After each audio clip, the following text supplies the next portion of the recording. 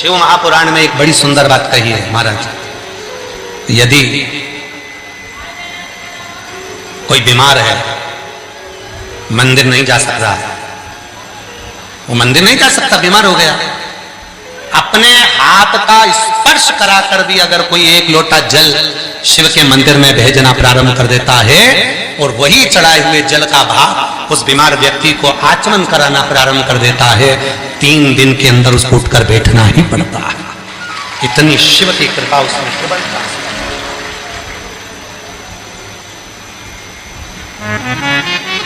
क्यों गुरुजी, क्या हाथ का इतना असर पड़ता है? क्या हाथ का इतना प्रभाव पड़ता है? क्या हाथ का इतना प्रभाव पड़ता है? क्यों नहीं पड़ता?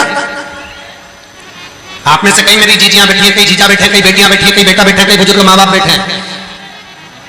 घर का जेवर सारा चले गया, पर मैं अपनी चेन नहीं दूंगी तो नहीं दूंगी। किसी ने पूछा इस चेन में क्या है? ये मेरी पिताजी ने दी थी अपने हाथों से। मतलब पिताजी का हाथ उस चेन में लगा तो वो चेन इतनी वीआईपी हो गई कि मैं उस चेन को दे नहीं सकती, चाहे तुम सब ले जाओ। हाथ लगने का इतना प्रभाव है। चेन कीमत वाली हो गई।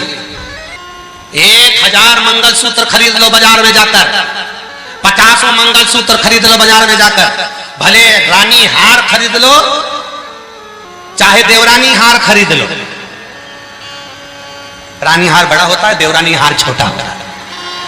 तुम लोगों ने शादी में देखा होगा, एक हार होता है देवरानी हार जिसको एकदम फिट करके पहनाया जाता है। वो देवरानी हार इसलिए पहनाया जाता है कि अब तेरे घर में देवरानी आ रही है, ऐसी कलकसे की तरह जा। देवरानी रानी हार थोड़ा बड़ा होता है कि आराम से जब तक कोई नहीं तब तक तुम रानी, और जिस दिन आई देवरानी तो एक रानी आ, एक देवरानी। तुम 1000 रानी हार खरीद लो, 50 देवरानी हार खरीद लो, चाहे तुम्हारी मर्जी पड़े 50 तुम हार बना लो, चाहे 50 चेन बना लो, और चाहे तुम 50 लंबा मंगलसूत्र, उससे छोटा मंगलसूत्र, उससे छोटा मंगलसूत्र, 5 पत्ती का मंगलसूत्र, 10 पत्ती का मंगलसूत्र, ये सारे मंगलसूत्र तुमने जो खरीदे हैं ये उतने कीमत वाले नहीं हैं जितना कीमत वाला शादी के मंडप में पति ने जो अपने हाथों से पहनाया वो मंगलसूत्र की कीमत सबसे प्रबल है।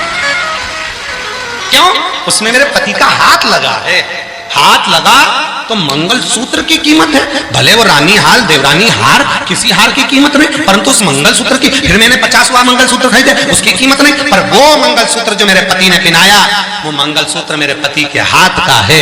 पहला मेरे पति के हाथ का मंगलसूत्र मेरे गले में आया, फिर भले हम करोड़पति बन गए, धनपति बन गए, 50 ले लिए, 10 ले लिए, 20 ले लिए, उसकी इतनी कीमत नहीं है जो पति के हाथ से, भले उस परिस्थिति में, भले गरीब परिस्थिति में, भले बेकार परिस्थिति में वो मंगलसूत्र मेरे गले में आया था, पर वो मेरे पति के हाथ का है। वो मंगलसूत्र मूल है। उसी तरह शिव महापुराण की कथा कहती है, शंकर को चढ़ने वाला जल किसके हाथ से चढ़ रहा है, कौन हाथ लगाकर भेजा है, ये बेलपत्री किसके हाथ से मिल रही है, कौन लाकर दिया है। शिव जी पे चढ़ा हुआ बेलपत्र हमारे पास आया, वो हाथ मूल है, और उस हाथ का स्पर्श हुआ तो जीवन की सार्थकता मूल बन जाए।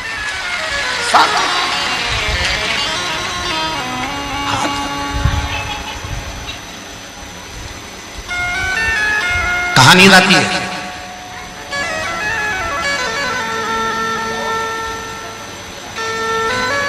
शादी में डिस्को होता रहता है, शादी में महिला संगीत होता रहता है, डिस्को होता है, डीजे बजते हैं, बैंड बाजे बजते हैं, नगाड़े बजते हैं, शादी में डिस्को होता है, बहुत सारा लोग नाचते हैं। नींद आती है क्या वहां पर?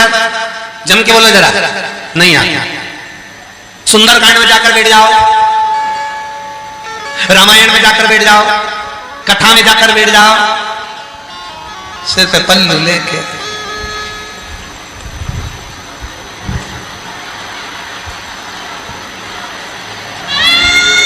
तो पड़ोसन ने उठाया, सो रही है, फिर ऐसी ऐसी क्या कर रही? कहीं नहीं, भोलेनाथ जी भाग रहे थे तो बुला रही थी। बाबा भाग रहा है, बुला रहा है। कहां नींद आई है?